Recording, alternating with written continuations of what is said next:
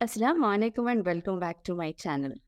In this video, we are going to have a very significant and a crucial topic to discuss, especially for mothers. This is all about how to manage the communication skill to bring that understanding and bonding with our teenagers. Because as mothers, I am sure most of you can relate to this because we are known to have a very strong communication skill, but we have to learn now how to explore this and leverage to that level of getting very good bonding with our teenagers. So let's get started. Now, if you haven't yet subscribed to my channel, do subscribe and also hit the bell icon so that you will be the first one to get notified whenever I upload my new videos. And also you can share it with your families and friends circle so that you can get the rewards for sharing something good. Now coming back to this topic, what is communication all about? Is it just that I want to express something and I just go on talking? Is that communication? Communication is not just one-sided or monologue. It is something, it gets completed when the other person on this other side gets response or he responds to that particular conversation or that communication that we have. Did you ever know that woman uses 7,000 words a day? And not just that, she's also able to express, she's able to show her 11,500 expressions per day. Now that sounds remarkable, isn't it? Let me tell you, we all have this, but when it comes to our communication with our teenagers, especially our children, we are at a fix. We don't know how to communicate. We don't know how to bring that bonding between each other, how to connect with each other. So there is a unique way of expressing themselves or, they're also how to communicate with our children. So let us delve totally into this and see what we have to do. Now let us learn why women want to talk.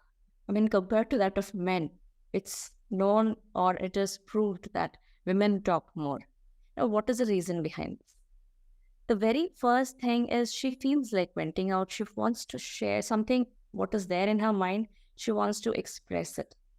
Okay, that's the way she wants to express. Unlike men, when they feel like getting isolated or they may go for a walk and they just feel okay. But women are not like that.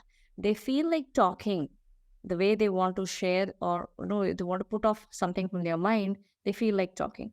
Okay, the second reason is the more they talk, they get connected. They feel that they have to, their experiences, their feelings, and their thoughts, when they express it, they feel they are more connected and they feel that their bonding is getting stronger and that, it gets into a deeper level. That's the main reason. And when it comes to our teenager, it is important to create an open and non judgmental space for each one of them, both the mother as well as the child. So it is our duty to share our thoughts in such a way that it becomes a non judgmental or it doesn't have any bias in our communication. But at times, what happens is we try to lose our vocabulary or we don't feel like talking more, or sometimes we repeat our words every now and then. Seems to be as if, the mother is nagging all the time. Does that ever happen to you? Write to me in the comment section that you also experience the same. Now, why these things are happening? What happens is at times our prefrontal brain is shut down, or when we are stressed out, our prefrontal brain gets shut down, and that's the reason we are not able to express the way we want to. Sometimes we are running out of words. Our vocabulary also is, it doesn't match with our communication sometimes. Here, we have to be mindful about our vocabulary. It's not that getting stressed is okay, but at the same time, we have to be mindful about our words. See that we enhance our communication and by expanding the range of words. This is very important. I understand at times it's difficult to get those words, but try to make it a point that you stick on to certain words which are in the positive way, or it leads to a positive level or a positive bonding between you both.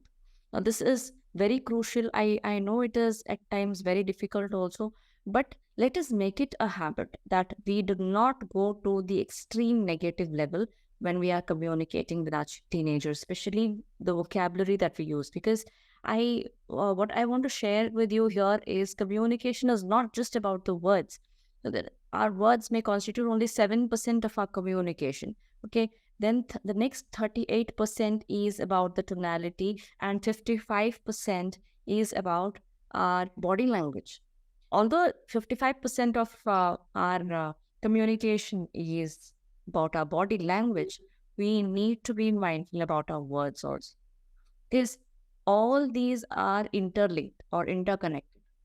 The moment you start telling your words in the negative form with the positive body language also, maybe the impact, maybe it is quite lesser, but it does impact our children's communication and their understanding or even the bonding with us. So this is very important. So what as parents do we need to do? The very first thing is become the active listener. Who is the best communicator? The best communicator on stage is the one who is the best listener off stage. I often tell this even to the teachers when I go for teachers training sessions as well. So this is very important for both parents and teachers to become active listeners. And active listeners in the sense it's not just about giving a minimal attention. It is I want to mention here that undivided attention to your child's communication is very important. Only then you will be able to communicate in a better way. Usually what happens is the moment child starts communicating, we think about what to reply, or we think about the consequence. Oh, this thing might have happened now. Now all these, he might have come across this situation, or he might have done this act or this deed. Now these things are there in the mind, provided we are not giving attention to the words what he is telling, or that the sentences what he is telling. This is causing a lot of trouble in our communication.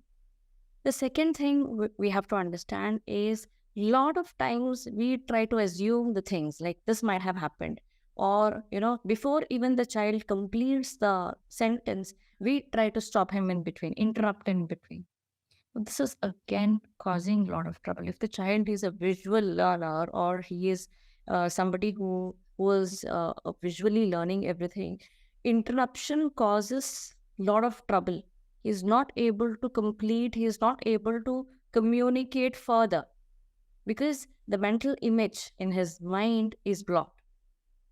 So let us be mindful about this. You cannot interrupt in between. Try to see to it that you just honor the speaker, that only when he completes, I will do it. And this becomes, a very good channel for you to communicate. You are able to understand when you give that undivided attention and when you allow them to speak completely.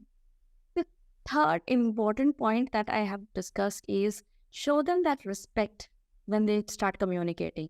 I mean, most of us, what we do is we just not interrupt the child, but also we turn out to demean them or blame them disrespectfully, or we try to invalidate their feelings sometimes. So this will cause a lot of trouble. Now he will, or the child will not be able to come and fearlessly communicate. Next time he would never come. So when we are trying to help them out, or we are intending to bring that bonding together, we should respect them and also validate their feelings. See to it that you empathize and tell them, yes, I do understand how you feel. It's all right. You have committed this mistake. Or even if he has not, or if he feels very bad, try to empathize and try to show that feeling that you are in sync with his own emotions. That is very important. Try to empathize and try to say that, yes, I do understand your feelings. So once you start telling that, acknowledge his own feelings. He feels that, okay, my mother is able to understand me. Fourth point I want to highlight is try to use open-ended questions, like, to have a deeper communication and conversation with your child. But once you start going deeper, so once you start having these kinds of questions, it becomes easy for him also to interact. I mean, it encourages him to go. I mean, it helps him to respond in a detailed manner, goes detailed explanations, and then he tries to connect somewhere. So that is how we try to understand the child's perspective. See, once you are able to understand the child's perspective, it will be easier for you also to communicate and respond in a better way. The fifth important point is, do not start your communication with the word you, or all the time try to shift it from you to I feel that this is something, this is the way you need to do it. What do you say about it? Once you start telling in that way, the child feels it, he doesn't feel accused, or he doesn't feel that he is targeted. To shift that word, we have to be, as I mentioned, although we have only 7% of our words constituted in our communication, we have to be mindful about this as well. So do not start your communication with by targeting the word by using you. Rather, try to use use I in your communication or in your conversation. Like, for example, I feel hurt when these things are done. So in that way, when you say, when you, if rather if you talk, you are hurting me. When you say that, it really feels, the child may feel obsessed sometimes. Now, when you say that, I feel hurt, now that intensity is low, the child is emotionally trying to connect with you. So let us be mindful about all these strategies, and connecting with these teens becomes much more rewarding when we have right strategies in our communication.